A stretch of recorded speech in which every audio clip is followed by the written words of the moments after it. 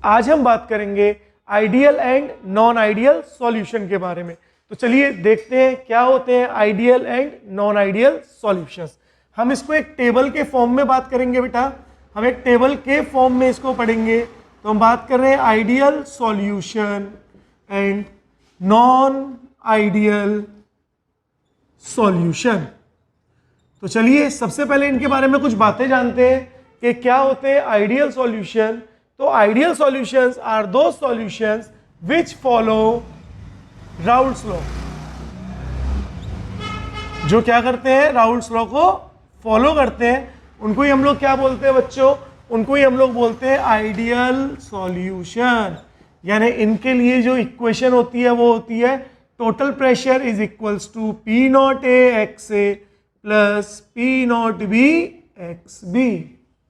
जबकि अगर हम बच्चों बात करेंगे नॉन आइडियल सॉल्यूशन के लिए तो ये क्या करेंगे, ये not follow Raoult's law, not follow Raoult's law. तो बच्चों ये राउल्स लॉ को फॉलो नहीं करते। इसका मतलब इनके लिए जो टोटल प्रेशर है वो कभी भी इक्वल नहीं होगा P not A x A plus P not B x B के। That means total pressure is always not equal to P not A x A plus P not B x B. अब एक चीज और मैं आपको बता दूं, जो आपका टोटल प्रेशर है उसी को हम लोग बोलते हैं ऑब्जर्व्ड प्रेशर। क्या बोलते हैं, ऑब्जर्व्ड प्रेशर। और जो आपका P not A x A plus P not B x B है उसको बच्चों हम लोग बोलते हैं कैलकुलेटेड प्रेशर। ये बात पता होनी बहुत जरूरी है। तो इसी को हम बोलेंगे कैलकुलेटेड प्रेशर। क्यों बोलते हैं कैलकुलेटेड प्रेशर, क्योंकि P not A x A plus P not B x B वाले इस पार्ट के इस फॉर्मूले को लगा करके ही हम लोग क्या करते हैं, हमेशा प्रेशर को कैलकुलेट करते हैं। जबकि P total is observed pressure, की जो प्रेशर हमें ऑब्जर्व हो रहा है वो है ऑब्जर्व्ड प्रेशर। तो आइडियल सॉल्यूशन के लिए जो ऑब्जर्व्ड प्रेशर होता है वो इक्वल होता है किसके, कैलकुलेटेड प्रेशर के लिए। लेकिन नॉन आइडियल सॉल्यूशन के लिए जो प्रेशर ऑब्जर्व्ड होगा है ना वो नॉट इक्वल होगा किसके, प्रेशर कैलकुलेटेड के। तो नॉन आइडियल सॉल्यूशन के लिए ऑब्जर्व्ड प्रेशर कभी भी कैलकुलेटेड के इक्वल नहीं होता। अब सबसे पहले आइडियल सॉल्यूशन पढ़ते हैं, देन फिर बात करेंगे नॉन आइडियल सॉल्यूशन की। तो चलिए एक एग्जांपल के थ्रू बात करेंगे आइडियल सॉल्यूशन की। सपोज दैट बच्चों आपके पास एक लिक्विड है, लिक्विड ए, और आप उसको मिक्स कर रहे हो एक अनदर लिक्विड बी में, और वो एक नया सॉल्यूशन का फॉर्मेशन कर रहा है जो है ए बी सॉल्यूशन। क्या कर रहा है, एक नए सॉल्यूशन का फॉर्मेशन कर रहा है जो है ए बी सॉल्यूशन। अब ध्यान से देखिए, आइडियल सॉल्यूशन में फोर्स ऑफ अट्रैक्शन बिटवीन ए, ये जो लिक्विड है इसके मॉलिक्यूल्स क्या है ए, इस लिक्विड के मॉलिक्यूल्स क्या है बी, और इसके मॉलिक्यूल्स क्या है बच्चों ए बी मॉलिक्यूल्स है। तो क्या बोला गया आइडियल सॉल्यूशन के लिए, force of attraction between A and force of attraction between B is always equals to force of attraction between A B. यानी लिक्विड ए के जो मॉलिक्यूल थे उनके बीच में जो फोर्स ऑफ अट्रैक्शन था और लिक्विड बी के जो मॉलिक्यूल्स हैं उनके बीच में जो फोर्स ऑफ अट्रैक्शन है वो हमेशा इक्वल होगा लिक्विड ए और बी के मॉलिक्यूल के बीच के फोर्स ऑफ अट्रैक्शन के। अब खुद से अपने आप सोचिए, अगर मैं आपको बोलूं change in enthalpy of solution या फिर मिक्सचर, जो मिक्सचर है उसकी एंथैल्पी पे क्या फर्क पड़ेगा। जितनी एनर्जी रिक्वायर्ड होगी लिक्विड ए और लिक्विड बी के मॉलिक्यूल को तोड़ने के लिए, क्या उतनी ही एनर्जी की रिक्वायरमेंट होगी ए और बी मॉलिक्यूल के बीच में नए बॉन्ड के फॉर्मेशन के लिए। यानी जितनी एनर्जी बॉन्ड को तोड़ने में लगी क्या उतनी ही एनर्जी बॉन्ड फॉर्मेशन में लग रही है। दैट मीन्स नेट चेंज कितना हो गया, 0 हो गया, क्योंकि दोनों में एनर्जी क्या लग रही है, इक्वल लग रही है। तो हम क्या बोल सकते हैं कि change in enthalpy of solution is 0। Solution में एंथैल्पी चेंज का कोई फर्क नहीं पड़ा है। अच्छा, अगर मैं बात करूं वॉल्यूम, तो अगर मैं बात करूं चेंज इन वॉल्यूम, तो पहले भी जितना फोर्स ऑफ अट्रैक्शन था मॉलिक्यूल के बीच में, अब भी मॉलिक्यूल के बीच में उतना ही फोर्स ऑफ अट्रैक्शन है। और अगर फोर्स ऑफ अट्रैक्शन इक्वल है, यानी मॉलिक्यूल ना ज्यादा पास आ रहे ना दूर जा रहे, तो वॉल्यूम में भी कभी कोई भी चेंज नहीं आता है। That means change in volume of solution is 0। और मैंने आपको बताया था P observed observed pressure is always equals to P calculated for किसके लिए, फॉर आइडियल सॉल्यूशन। नाउ अब हम बात कर रहे हैं बच्चों फॉर नॉन आइडियल सॉल्यूशन के बारे में। तो देखो नॉन आइडियल सॉल्यूशन जो है वो दो तरह के डेविएशन शो करेगा, पॉजिटिव डेविएशन और negative deviation with respect to ideal solution. किसके रिस्पेक्ट में, आइडियल सॉल्यूशन के रिस्पेक्ट में पॉजिटिव और नेगेटिव डेविएशन है। यानी आइडियल सॉल्यूशन ने जो बात बोली, अब उन चीजों में अगर चेंज आ रहा है तो वो पॉजिटिव और नेगेटिव डेविएशन है। तो हम बात कर रहे हैं positive deviation and negative deviation. अब अगेन सेम एग्जांपल ले रहा हूं पॉजिटिव नेगेटिव डेविएशन में भी। देखो पॉजिटिव डेविएशन में लिक्विड ए है और वो मिक्स हो रही है किसके साथ, लिक्विड बी के साथ मिक्स हो रही है, बहुत ध्यान से देखो। और फिर से एक सॉल्यूशन बना रही है ए बी सॉल्यूशन। कैसा सॉल्यूशन बना रही है बच्चों, ए बी सॉल्यूशन का फॉर्मेशन हो रहा है। नाउ यहां पर क्या होता है, force of attraction between A and force of attraction between A B is B B is always greater than force of attraction between A B. यानी ए और बी के जो मॉलिक्यूल्स हैं उनके बीच में फोर्स ऑफ अट्रैक्शन ज्यादा है as compare to A B solution के। अब खुद से आप ये बात सोचिए, जब इन लिक्विड के बीच में फोर्स ऑफ अट्रैक्शन ज्यादा है तो क्या ये अपने बॉन्ड तोड़ करके वीक फोर्स वाले बॉन्ड बनाना चाहेंगी? कोई भी ताकतवर इंसान क्या किसी के साथ बॉन्डिंग करके कमजोर होना चाहेगा? कभी नहीं चाहेगा। दैट मीन्स ये कभी नहीं चाहेंगे कि हमारे बॉन्ड टूटे। तो अब क्या करना पड़ेगा, हमें तो ए बी सॉल्यूशन बनाना है, तो हम लोग इनके बॉन्ड खुद तोड़ेंगे। और जब हम बॉन्ड खुद तोड़ेंगे तो इसका मतलब क्या है, हम एनर्जी दे रहे हैं। ये नहीं चाहते हैं टूटना, लेकिन कौन तोड़ रहा है, हम तोड़ रहे हैं। और हम तोड़ रहे हैं तो प्रोसेस कैसा होगा, हम एनर्जी डाल रहे हैं। That means process is endothermic. यानी अगर मैं change in enthalpy of solution या मिक्सचर की बात करूं तो वो कैसा होगा, वो पॉजिटिव होगा। दैट मीन्स प्रोसेस कैसा होगा, एंडोथर्मिक होगा बच्चों, क्योंकि ये अपने आप नहीं टूटेंगे कभी भी। नाउ नेक्स्ट अगर मैं बात करूं change in volume of mixture, तो आप लोग मुझे बताओ, पहले फोर्स ऑफ अट्रैक्शन ज्यादा था तो मॉलिक्यूल्स क्या थे, पास पास थे। अब फोर्स ऑफ अट्रैक्शन क्या हो गया, कम हो गया, तो मॉलिक्यूल्स क्या हो गए, दूर दूर हो गए। अगर मॉलिक्यूल्स दूर दूर हुए तो ज्यादा वॉल्यूम नहीं बढ़ेगा लेकिन स्लाइटली तो बढ़ेगा। जब मॉलिक्यूल्स के बीच में पहले इतना गैप था, अब गैप कितना हो गया, इतना हो गया। तो अगर थोड़ा थोड़ा सा भी गैप बढ़ेगा तो स्लाइटली वॉल्यूम तो भाई बढ़ेगा, है ना। तो इसका मतलब वॉल्यूम ऑफ मिक्सचर भी कैसा है, पॉजिटिव है। यानी मिक्सचर का वॉल्यूम भी क्या हो रहा है, बढ़ रहा है।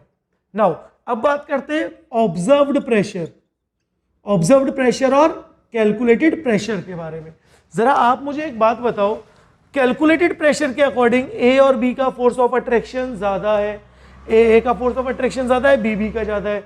तो अगर मैं कैलकुलेशन को यूज करूंगा तो प्रेशर फोर्स ऑफ अट्रैक्शन ज्यादा होने की वजह से बॉन्ड आसानी से नहीं टूट रहे होंगे और प्रेशर क्या आएगा, कम आएगा। मानो प्रेशर आ गया 10 पास्कल, लेकिन जब सॉल्यूशन बन गया तो मैंने चेक किया कि भाई ए और बी के बॉन्ड कैसे हो गए, वीक हो गए। और अगर बॉन्ड वीक हो जाएंगे तो क्या होगा, इजीली ब्रेक डाउन हो जाएंगे।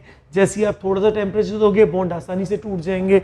और अगर बॉन्ड आसानी से टूट जाएंगे तो वेपर भी क्या हो जाएगी, आसानी से बनेगी। और वेपर प्रेशर भी क्या हो जाएगी, बढ़ जाएगी।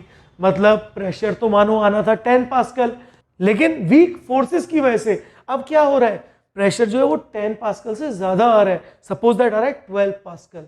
तो कैलकुलेट तो किया था भाई 10 आना चाहिए, लेकिन जब एक्सपेरिमेंटली करके देखा तो कितना आया, 12 आ गया। दैट मीन्स प्रेशर क्या हो गया, बढ़ गया।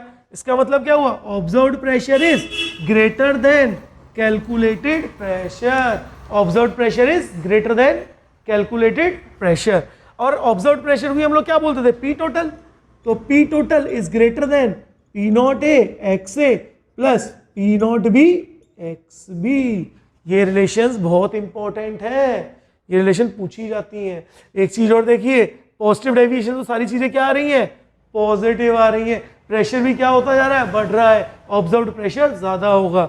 नाउ अगर बात करते हैं बच्चों नेगेटिव डेविएशन, तो अगेन मैं एग्जांपल ले रहा हूं। अगेन मेरे पास लिक्विड ए है और मैं उसको मिक्स कर रहा हूं किसमें, लिक्विड बी में मिक्स कर रहा हूं। और जैसे ही मैं उसको मिक्स कर रहा हूं तो अगेन मेरे पास एक सॉल्यूशन बन रहा है जो है ए बी सॉल्यूशन। अगेन एक सॉल्यूशन क्या बना, ए बी सॉल्यूशन। लेकिन अब यहां पर क्या है, यहां पे force of attraction between A and force of attraction between B B is less than force of attraction between A B, यानी ए बी सॉल्यूशन के बीच में फोर्स ऑफ अट्रैक्शन ज्यादा है as compare to A and B B liquid. तो इसका मतलब क्या होगा, जरा ध्यान से देखो, अगर मैं change in enthalpy of solution की बात करूं तो पहले फोर्स ऑफ अट्रैक्शन वीक था। जब फोर्स ऑफ अट्रैक्शन वीक था तो इसका मतलब बॉन्ड आसानी से टूट रहे थे, दोनों कमजोर थे। लेकिन अब फोर्स ऑफ अट्रैक्शन कैसा हो गया, अब फोर्स ऑफ अट्रैक्शन स्ट्रांग हो गया है। फोर्स ऑफ अट्रैक्शन स्ट्रांग होने की वजह से क्या होगा, अब बॉन्ड आसानी से नहीं टूटेंगे। इसका मतलब ये दोनों पहले कमजोर थे और अब मिलके क्या बन गए, स्ट्रांग। तो अब ये आपसे नहीं पूछने आएंगे कि भैया हम आपस में मिल जाएं, ये खुद से मिलना चाहेंगे, क्योंकि ये दो कमजोर मिलके क्या हो रहे हैं, स्ट्रांग बन रहे हैं। इसका मतलब ये जब खुद से मिलना चाहेंगे तो ये खुद की एनर्जी लगाएंगे, और जब ये खुद की एनर्जी लगाएंगे तो प्रोसेस कैसा होगा, एक्सोथर्मिक। खुद की एनर्जी क्या हो रही है, रिलीज हो रही है। दैट मीन्स प्रोसेस कैसा होगा, एक्सोथर्मिक। और एंथैल्पी ऑफ सॉल्यूशन क्या होगा, नेगेटिव। वहीं अगर मैं बात करूं change in volume of solution के बारे में, तो आप खुद से ये बात सोचिए, पहले फोर्स ऑफ अट्रैक्शन वीक था तो दोनों लिक्विड के मॉलिक्यूल के बीच में जो गैप था तो वो गैप क्या था, ज्यादा था। लेकिन अब क्या हुआ, अब जैसे ही ये सॉल्यूशन बन गया तो उनके बीच का फोर्स ऑफ अट्रैक्शन स्ट्रांग हो गया और गैप क्या हो गया, कम हो गया। तो पहले जब वो लिक्विड थे, लिक्विड ए लिक्विड बी अलग अलग थे तो गैप ज्यादा था, लेकिन जैसे ही सॉल्यूशन बन गया गैप क्या हो गया, कम हो गया। और गैप कम हो गया तो क्या वॉल्यूम भी कम होगा, भले स्लाइटली कम हो लेकिन कम तो होगा। That means volume of solution भी कैसा हो जाएगा, नेगेटिव हो जाएगा। नेगेटिव डेविएशन है तो सारी चीजें कैसी आ रही हैं, नेगेटिव आ रही हैं। बोलो पता चल रहा है। अब अगर मैं बात करूं pressure observed and pressure calculated, तो अगर ऑब्जर्व्ड प्रेशर और कैलकुलेटेड प्रेशर की बात करूं तो आप मुझे बताइए, पहले मैं कैलकुलेट कर रहा था लिक्विड ए और लिक्विड बी के रिस्पेक्ट में, तो मेरा कितना आंसर आया 10 पास्कल। लेकिन अब जब मैं सॉल्यूशन का कैलकुलेट कर रहा हूं तो इसके पीछे फोर्स ऑफ अट्रैक्शन क्या हो गया, बढ़ गया। और अगर फोर्स ऑफ अट्रैक्शन बढ़ गया तो भाई ऑब्वियस सी बात है, आसानी से बॉन्ड नहीं टूटेंगे, और जब बॉन्ड आसानी से नहीं टूटेंगे तो आसानी से वेपर भी नहीं बनेगी। यानी कैलकुलेट करके तो 10 पास्कल आ रहा था, लेकिन जब मैंने एक्सपेरिमेंटली देखा तो मुझे पता चला कि ए और बी सॉल्यूशन के बीच का बॉन्ड स्ट्रांग है, और बॉन्ड स्ट्रांग होने की वजह से वो आसानी से नहीं टूट रहा और वेपर कम बन रही है। इसका मतलब कैलकुलेटेड तो कितना था 10 पास्कल, लेकिन ऑब्जर्व कितना होगा, सिर्फ 8 पास्कल, यानी ऑब्जर्व हमेशा कम होगा। तो यहां पर observed pressure is always less than calculated pressure for negative deviation. और अगर यहां पे मैं लिखूं टोटल प्रेशर, तो यहां पे टोटल प्रेशर क्या होगा, लेस देन होगा P not A x A plus P not B x B के। और यही है बच्चों हमारे पॉजिटिव और नेगेटिव डेविएशन। अब हम बात करते हैं आइडियल और नॉन आइडियल सॉल्यूशन के ग्राफ के बारे में। तो देखिए, जब भी हम आइडियल सॉल्यूशन के लिए ग्राफ बनाते हैं तो आइडियल सॉल्यूशन के लिए ग्राफ क्या होगा कि एक टाइम पर mole fraction of liquid A is 1। मैंने आपको बताया था ना, X A plus X B is always equals to 1। Mole fraction of A plus mole fraction of B किसके इक्वल होता है बच्चों, 1 के इक्वल होता है। तो मोल फ्रैक्शन ऑफ ए अगर 1 है तो मोल फ्रैक्शन ऑफ बी कितना होगा, 0। यहाँ पे हम किसकी बात कर रहे हैं, वाई एक्सिस पे हम प्रेशर की बात करेंगे और एक्स एक्सिस पे हम किसकी बात करेंगे, मोल फ्रैक्शन की बात करेंगे। और जैसे जैसे मैं लेफ्ट टू राइट जाऊंगा तो मोल फ्रैक्शन ऑफ बी बढ़ता जाएगा और एक्स बी की वैल्यू कितनी हो जाएगी, 1। और मोल फ्रैक्शन ऑफ ए क्या होता जाएगा, कम होता जाएगा और फाइनली हो जाएगा 0। अगर ए का मोल फ्रैक्शन 1 है तो ऑब्वियस सी बात है बी का कितना होगा, 0। और यहाँ पे बी का मोल फ्रैक्शन 1 है तो ऑब्वियस है ए का कितना होगा, 0। अब मोल fraction of a liquid is 1, that means इस टाइम सिर्फ और सिर्फ कौन प्रेजेंट है, प्योर लिक्विड ए प्रेजेंट है। और प्योर लिक्विड ए का प्रेशर कितना होता है बच्चों, P not a, Raoul's law में पढ़ा है। सेम यहाँ प्योर लिक्विड बी प्रेजेंट है तो उसका प्रेशर कितना होगा, पी नॉट बी। तो P not B is the pure pressure of liquid B. अब जरा देखो, राउल्स ने जो बोला था हम वही यहाँ पे अप्लाई कर रहे हैं। राउल्स ने क्या बोला था, जैसे जैसे लिक्विड के मोल फ्रैक्शन बढ़ते जाएंगे वैसे वैसे उसका वेपर प्रेशर भी क्या होता जाएगा, बढ़ता जाएगा।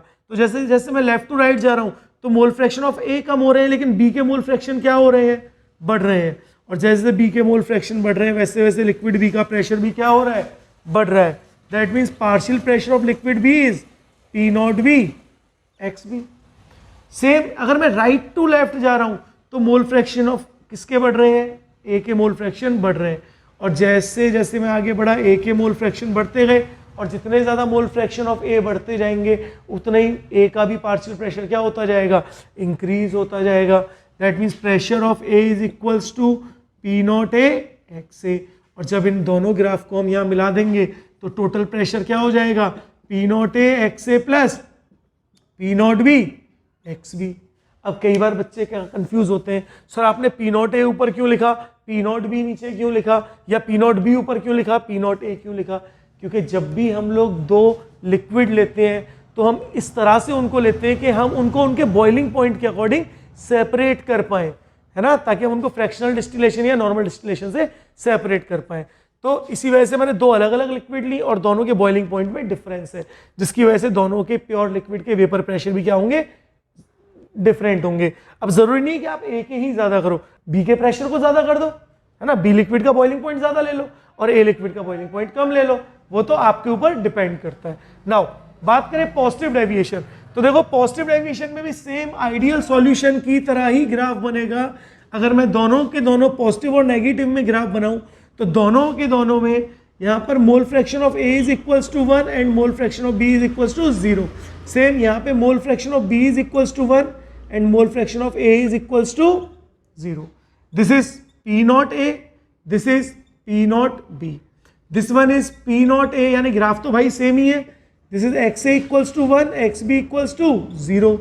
This one is XB equals to 1 और XA equals to 0. And this is P naught B. तो देखो ग्राफ तो कैसा बन रहा है बच्चों, ग्राफ तो सेम एज आइडियल सॉल्यूशन की तरह ही प्लॉट होगा। देखो मैंने ग्राफ प्लॉट कर दिया है, लेकिन एक चीज और आप देखिए, पॉजिटिव डेविएशन में क्या हो रहा था, प्रेशर बढ़ रहा था। और इसका मतलब अगर प्रेशर बढ़ रहा है तो ये जो आइडियल सॉल्यूशन है इससे थोड़ा सा ऊपर आएगा क्या, सेम यहाँ पर भी आइडियल सॉल्यूशन से थोड़ा ऊपर आएगा। दैट मीन्स टोटल प्रेशर भी क्या आएगा बेटा, थोड़ा सा ऊपर आएगा। नाउ अगर हम बात करें यहीं पे नेगेटिव डेविएशन की, तो नेगेटिव डेविएशन में क्या हो रहा है, प्रेशर कम हो रहा है। और अगर प्रेशर कम हो रहा है तो इसका मतलब ग्राफ क्या आएगा, थोड़ा सा स्लाइटली नीचे आएगा क्या, ये भी स्लाइटली डाउन आएगा और ये भी स्लाइटली डाउन आएगा क्या। और ये जो प्रेशर है टोटल प्रेशर, ये क्या होगा, ग्रेटर देन होगा P not A x A plus P not B x B. जबकि यहाँ जो टोटल प्रेशर होगा वो क्या होगा, लेस देन होगा P not A x A plus P not B x B. तो यही है हमारे राउल्स लॉ में ideal and non ideal solutions के ग्राफ। नाउ एक लास्ट चीज रह गई है और वो है इनके एग्जांपल्स। तो आइडियल सॉल्यूशन के एग्जांपल्स मैं यहां लिख देता हूं, या हम इसको मिटा देते हैं और मैं इनके एग्जांपल्स ऊपर ऊपर लिख देता हूं, है ना, पॉजिटिव के ऊपर पॉजिटिव लिख दूंगा, नेगेटिव के ऊपर नेगेटिव, और यहां पर लिख देते हैं हम लोग आइडियल सॉल्यूशन के एग्जांपल्स। ज्यादा एग्जांपल्स याद नहीं करने, तीन चार एग्जांपल इनफ है। आइडियल सॉल्यूशन के एग्जांपल क्या होंगे, बेंजीन प्लस टॉल्विन, है ना, और क्या एग्जांपल हो सकता है, CCl4 plus CS2 carbon disulphide, और क्या हो सकता है, क्लोरो या ब्रोमोबेंजीन प्लस आइडोबेंजीन, यह क्या हो सकता है, N-हेक्सेन plus N-हेप्टेन। These are the examples of ideal solution।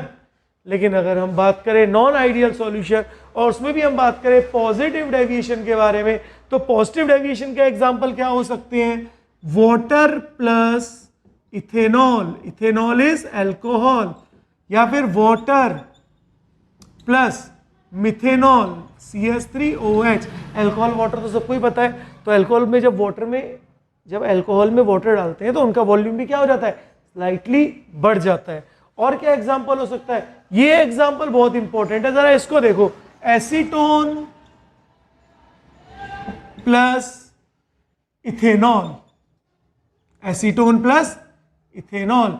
बच्चों ये एग्जाम्पल सबसे इंपॉर्टेंट है, एसीटोन प्लस इथेनॉल। ये एग्जाम्पल सबसे ज्यादा पूछा जाता है आपसे कि क्यों एसीटोन और इथेनॉल पॉजिटिव डेविएशन शो करते हैं। और वहीं पे नेगेटिव डेविएशन की अगर हम बात करें तो नेगेटिव डेविएशन के बच्चों जो एग्जाम्पल है वो है क्लोरोफॉर्म। मैं क्लोरोफॉर्म को CS से Cl3 लिख रहा हूं प्लस एसीटोन। और आपसे जो क्वेश्चन पूछा जाता है वो क्वेश्चन में यही आता है कि एसीटोन प्लस इथेनॉल जो है उसमें पॉजिटिव डेविएशन शो हो रही है, लेकिन क्लोरोफॉर्म और एसीटोन में नेगेटिव डेविएशन शो हो रही है, बताओ क्यों? ये क्वेश्चन आता है। इस क्वेश्चन को अगले लेक्चर में पूरा प्रॉपर एक्सप्लेन करके समझाऊंगा विद स्ट्रक्चर। नाउ और क्या एग्जांपल हो सकता है? और क्या एग्जांपल हो सकता है आप बताओ? HNO3 एसिड प्लस वाटर, या फिर HCl प्लस वाटर। बस जितने जितने एग्जाम्पल लिखवाए हैं आप बस इतने एग्जाम्पल याद रखो, इससे ज्यादा की आपको जरूरत नहीं पड़ेगी। तो आज हमारा समाप्त होता है ideal and non ideal solution. Next lecture में हम लोग राउल्ट्स लॉ के कुछ क्वेश्चंस पढ़ेंगे और देखेंगे राउल्ट्स लॉ और डाल्टन्स लॉ के बीच में रिलेशन। तो आज के लिए बच्चों इतना ही।